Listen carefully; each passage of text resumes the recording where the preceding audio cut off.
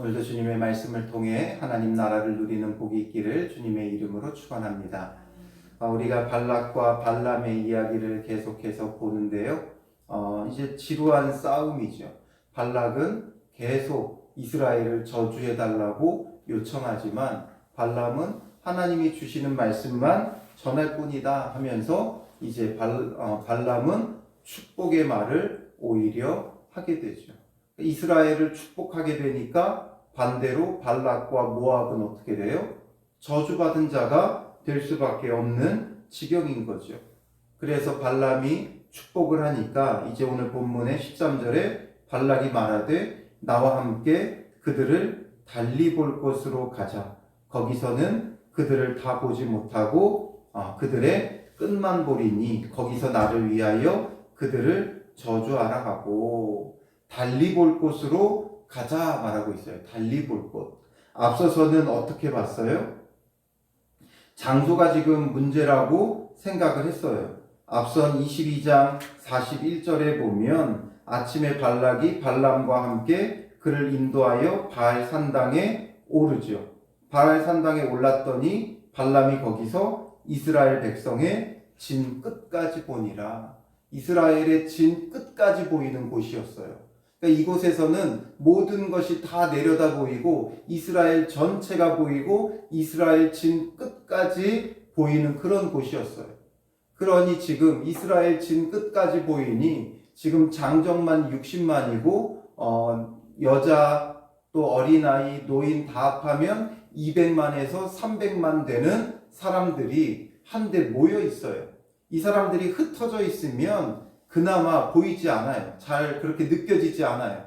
그런데 이들이 함께 한 군데에 모여 진을 치고 있으니 그 광경이 굉장히 압도적으로 보일 수밖에 없죠.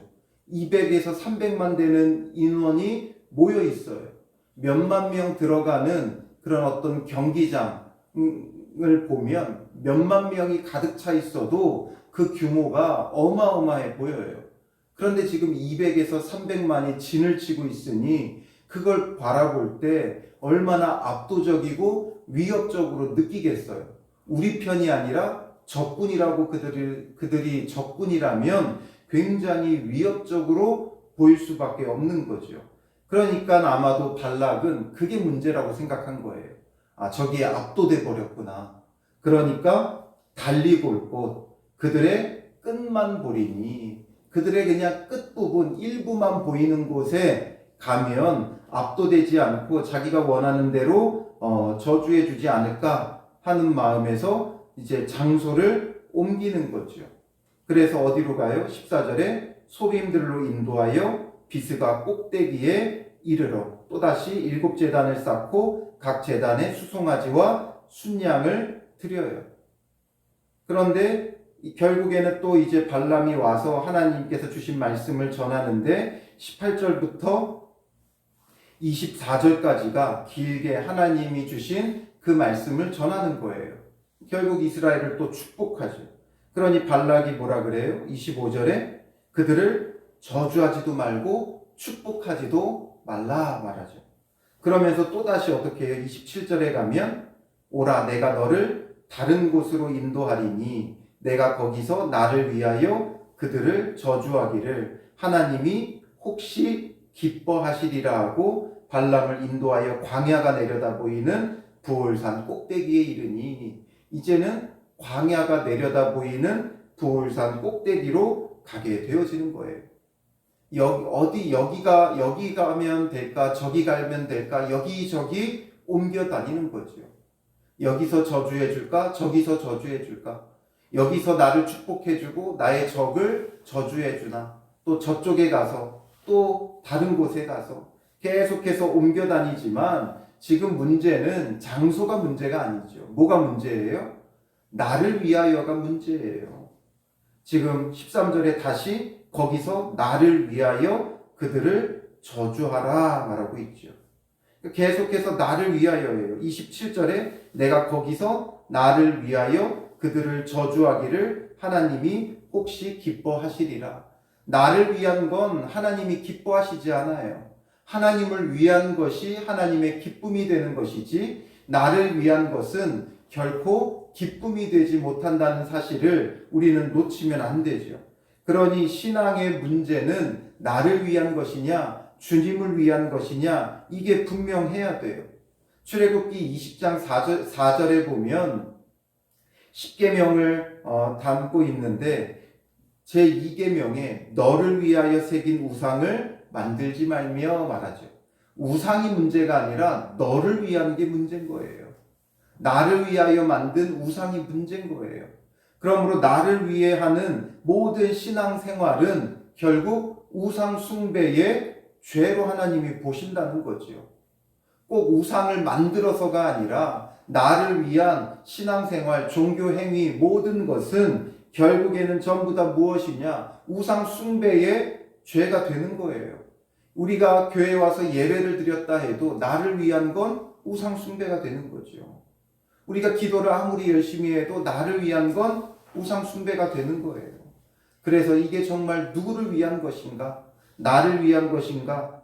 그것을 우리는 늘 살펴봐야 되는 거죠. 27절에 혹시 기뻐하시리라. 우리는 이런 경우가 많아요. 혹시나 하는 마음에, 믿음이 아니라 혹시나 하는 마음에, 이거 하면 하나님께서 나를 도와주지 않을까? 이런 혹시나 하는 문제의 신앙이 너무 많다는 거죠. 마치 로또 신앙이에요. 로또를 사면서 반드시 나는 여기에 당첨된다 생각하면서 사는 사람이 있나요? 아니죠. 혹시나 맞을까 하는 기대감에 하는 거죠.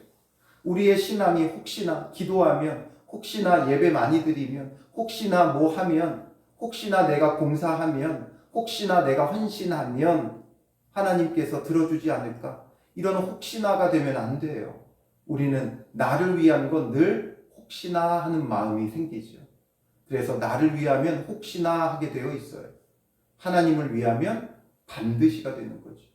그래서 우리의 신앙은 항상 반드시 하나님이 도우시고 반드시 구원하시는 하나님을 위하여 나아가는 신앙생활이 되어야 하는 거죠. 그래서 이번에 축복의 메시지 중에 우리가 놓치면 안 되는 게 21절에 보면 하나님께서 야곱의 허물을 보지 아니하시며 이스라엘의 반역을 보지 아니하시는도다. 여호와 그들의 하나님이 그들과 함께 계신다. 반역과 허물을 보지 않고 그들과 함께 하신다. 우리가 알고 있는 바와 다르죠. 하나님은 허물에 대하여 벌하세요. 그런데 왜 그들과 함께 하셔요? 그걸 보지 않고 함께 하시는 이유는 왕을 부르는 소리가 그 중에 있도다. 왕을 부르는 소리가 있다는 거죠. 즉 하나님을 찾고 부르는 자들과 함께 한다는 거예요. 바로 신본주의의 신앙. 지금 발락은 나를 위하여지만 이스라엘은 하나님을 부르고 있다는 거예요. 거기서 차이가 있는 거예요. 그러니까 하나님이 발락과 함께하지 않고 이스라엘과 함께하고 있다 말씀하시는 거죠. 오늘 우리의 신앙도 이런 믿음, 이런 신앙을 가져야 돼요. 혹시나 하지 말고 여기저기 나를 위한 신앙생활이 되지 말고 참으로 왕 대신 하나님을, 그리스도를 부르며 예수 그리스도가 다스리고 통치하는 삶을 이루어야 하는 거죠. 그게 곧 뭐라 그랬어요? 하나님 나라예요. 예수님이 다스리는 삶, 예수님이 통치하시는 신앙생활, 이게 그런 가운데 하나님 나라가 그 삶에, 그 신앙에 이루어져 가는 은혜가 있는 것이죠. 그래서 오늘 하루도 우리는 왕 대신 그리스도를 부르며 나를 위한 것이 아니라 주를 위해 살아가며 하나님 나라가 우리 삶 속에 이루어져 가는 복이 있기를 주님의 이름으로 축원합니다. 기도하겠습니다. 살아계신 아버지 하나님, 우리가 얼마나 헛되고 헛된지 나를 위하여 혹시나 하는 마음에 여러 가지 것을 찾고 구합니다. 주님, 우리의 이런 신앙을 벗어버리게 하여 주시고 반드시 우리를 구원하시는 주님의 기쁨을 구하는 주를 위한 믿음의 사람들 되게 하여 주시고 예수 그리스도를 찾고 부르며 그 말씀에 순종하고 왕 대신 주님을 높여드리는 믿음의 사람들 되어 오늘의 삶에 하나님 나라가 이루어지는 은혜를 누리게 하여 주실 줄 믿사오며 예수님의 이름으로 기도합니다. 아멘.